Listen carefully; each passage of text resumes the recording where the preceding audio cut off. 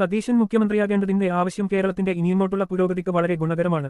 എന്തുകൊണ്ട് സതീശൻ? 1. ശക്തമായ പ്രതിപക്ഷ നേതാവായി കഴിഞ്ഞ 5 വർഷക്കാലം തിളങ്ങിനിന്നു. സതീശൻ പ്രതിപക്ഷ നേതാവായി പ്രവർത്തിക്കുമ്പോൾ സർക്കാർ നയങ്ങളിലും തീരുമാനങ്ങളിലും വീഴ്ചകളുണ്ടെങ്കിൽ അതിനെ നിയമസഭയിലും പൊതുസഭകളിലും ശക്തമായി ചോദ്യം ചെയ്തിട്ടുണ്ട്.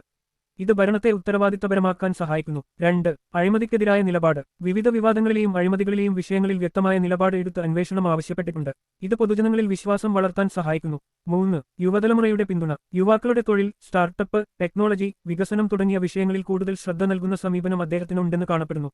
ഇത് യുവജനങ്ങളെ രാഷ്ട്രീയത്തിലേക്ക് ആകർഷിക്കുന്നു. 4. വികസനത്തിന് മുൻഗണന. വിദ്യാഭ്യാസം, ആരോഗ്യരംഗം, ഇൻഫ്രാസ്ട്രക്ചർ, IIT മേഖല എന്നിവയിൽ പുരോഗതിയുണ്ടാക്കണമെന്ന് അദ്ദേഹത്തിന്റെ പ്രസ്താവനകളിൽ നിന്നും വ്യക്തമാണ്. ദീർഘകാല വികസനമാണ് ലക്ഷ്യം. 5. സുശക്തമായ വക്തൃത്വം. നിയമസഭയിലെ പ്രസംഗങ്ങളും പൊതുയോഗങ്ങളിലെ പ്രസംഗങ്ങളും വ്യക്തതയോടും ആത്മവിശ്വാസത്തോടും കൂടിയതാണ്. ഇത് ജനങ്ങളുമായി ആശയവിനിമയം എളുപ്പമാക്കുന്നു. 6. ജനകീയ സമീപനം. ജനങ്ങളുടെ പ്രശ്നങ്ങൾ നേരിട്ട് കേൾക്കാനും അതിന് പ്രതികരിക്കാനും തയ്യാറായ നേതാവാണ്. പല പൊതുപ്രശ്നങ്ങളിലും ഇടപെടലുകൾ നടത്തിയിട്ടുണ്ട്.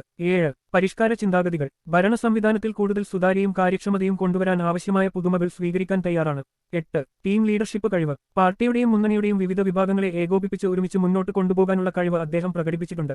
ഇത് ഭരണത്തിൽ സ്ഥിരത ഉറപ്പാക്കാൻ സഹായിക്കുന്നു. 9. സാമൂഹ്യനീതിക്ക് പ്രാധാന്യം. പിന്നാക്ക വിഭാഗങ്ങൾക്കും സാധാരണ ജനങ്ങൾക്കും തുല്യ അവസരങ്ങൾ ഉറപ്പാക്കണമെന്ന് അദ്ദേഹം ആവർത്തിച്ച് പറയാറുണ്ട്.